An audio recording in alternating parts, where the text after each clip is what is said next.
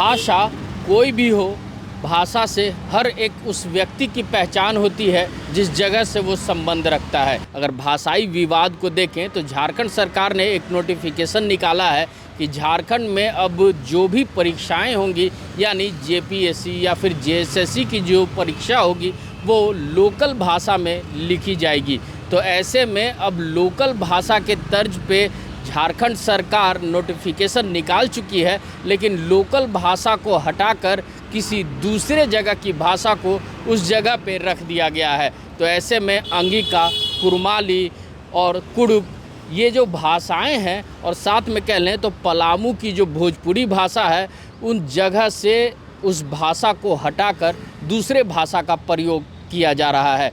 तो ऐसे में अब झारखंड में भाषाई विवाद बढ़ चुका है और इसको लेकर अब राजनीतिक दल लगातार बयानबाजी करते नज़र आ रही है।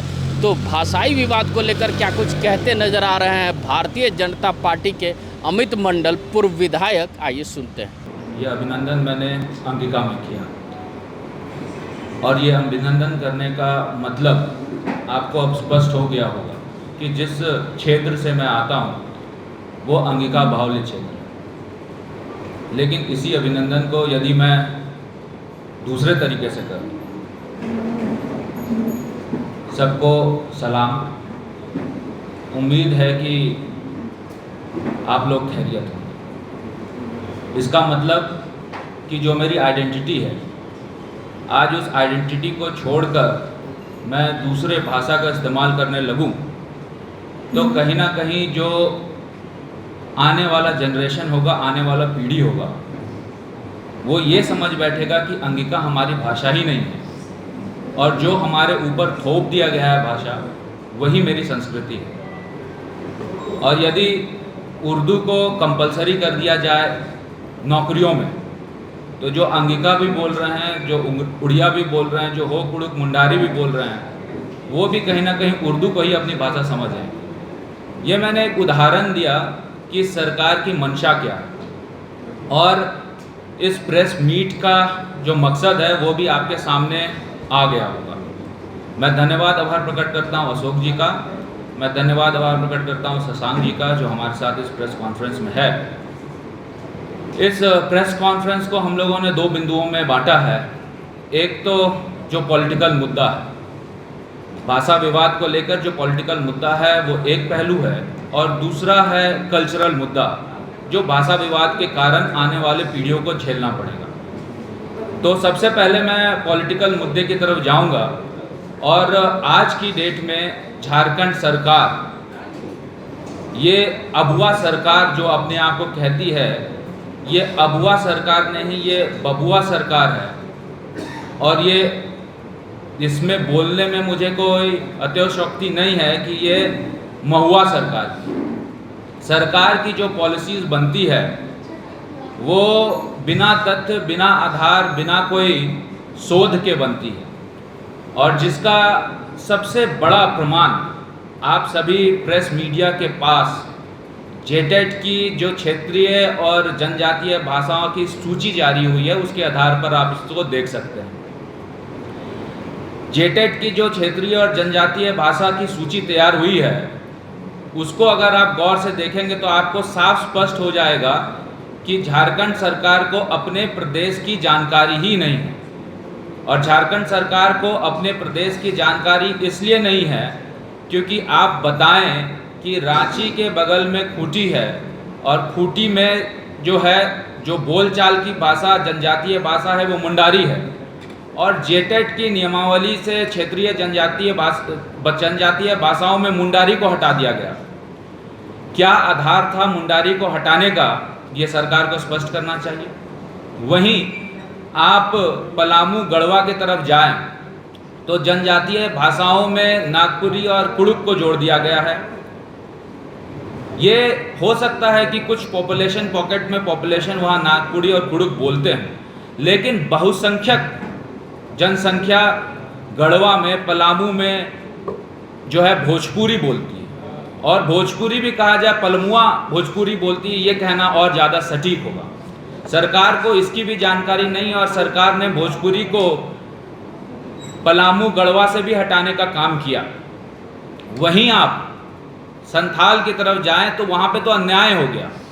और मैं संथाल में अन्याय हो गया इसलिए कह रहा हूँ क्योंकि गोड्डा में बहुसंख्यक भाषा अंगिका है, देवघर में बहुसंख्यक भाषा अंगिका है, और अंगिका का स्थान क्षेत्रीय भाषाओं में गोड्डा देवघर में ना होना ये सबसे बड़ा सवाल खड़ा करता है। और इतना ही नहीं, अंगिका के बाद गोड्डा में दूसरी बोलचाल की भाषा कुड़माली है। कुड़माली मेरे विधानसभा में 30,000 लोगों की जनसंख्या है और पूरे ज़िले में 80 से 1 लाख की आबादी है। कुड़माली का गोड्डा में ना होना क्षेत्रीय भाषाओं में ये सबसे बड़ा सवाल खड़ा करता है कि आखिर सरकार ने किस आंकड़े के तहत, सरकार ने किस एनालिसिस के तहत जेटेट की नियमावली को निकाला। जेटेट की नियमावली को आप देखेंगे और खासकर भाषा को देखेंगे तो किसी में तालमेल दिखता हुआ नज़र नहीं आता है। आपने जनजातीय भाषाओं की तो बात की, लेकिन इसके साथ साथ क्षेत्रीय भाषाओं में जो विसंगतियां आई है उसमें सरकार को किसने इनपुट दिया ये अब सरकार को स्पष्ट करना होगा। मैं सीधा सरकार से सवाल करता हूं कि सरकार ने यदि मुंडारी को खूंटी से हटाया तो किस बेसिस पे हटाया ये सरकार स्पष्ट करे। सरकार ने भोजपुरी को पलामू गढ़वा से हटाया तो सरकार ने कौन सी जहाँ पे जनसंख्या काउंटिंग की ये सरकार को स्पष्ट करना चाहिए। सरकार ने अंगिका को गोड्डा से हटाया तो किस जनसंख्या के आधार पर, किस एनालिसिस के आधार पर सरकार ने हटाया ये सरकार को स्पष्ट करना चाहिए। सरकार ने कुड़माली को गोड्डा से हटाया तो कौन से काउंट के आधार पर हटाया ये सरकार को स्पष्ट करना चाहिए। और सरकार का ये थीसिस देना कि पत्र लिखा गया है, जो कि हालिया दिनों में आपको भी पता है कि फाइनेंस मिनिस्टर राधाकृष्ण किशोर जी ने एक पत्र मुख्यमंत्री को लिखा था, तो ये पत्र लिखना, लव लेटर लिखना ये अब बंद करे यहाँ के सरकार और मंत्री।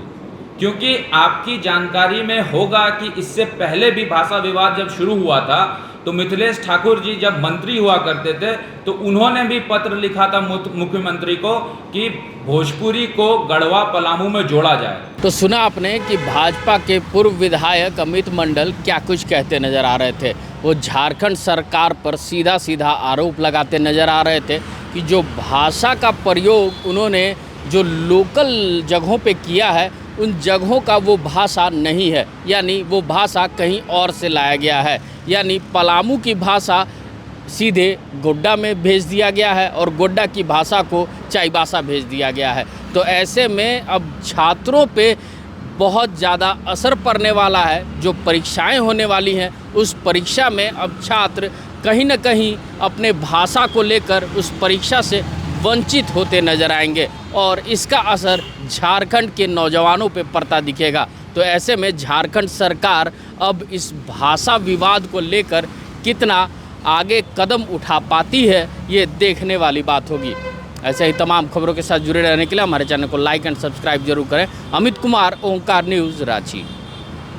तो सुना आपने कि भाजपा के पूर्व विधायक अमित मंडल क्या कुछ कहते नजर आ रहे थे। वो झारखंड सरकार पर सीधा सीधा आरोप लगाते नजर आ रहे थे कि जो भाषा का प्रयोग उन्होंने जो लोकल जगहों पे किया है उन जगहों का वो भाषा नहीं है, यानी वो भाषा कहीं और से लाया गया है। यानी पलामू की भाषा सीधे गोड्डा में भेज दिया गया है और गोड्डा की भाषा को चाईबासा भेज दिया गया है।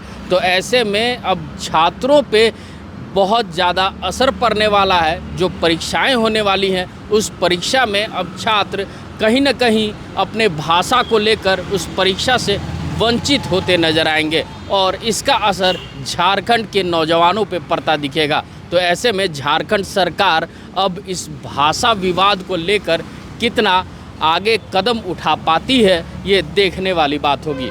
ऐसे ही तमाम खबरों के साथ जुड़े रहने के लिए हमारे चैनल को लाइक एंड सब्सक्राइब जरूर करें। अमित कुमार, ओंकार न्यूज़, रांची।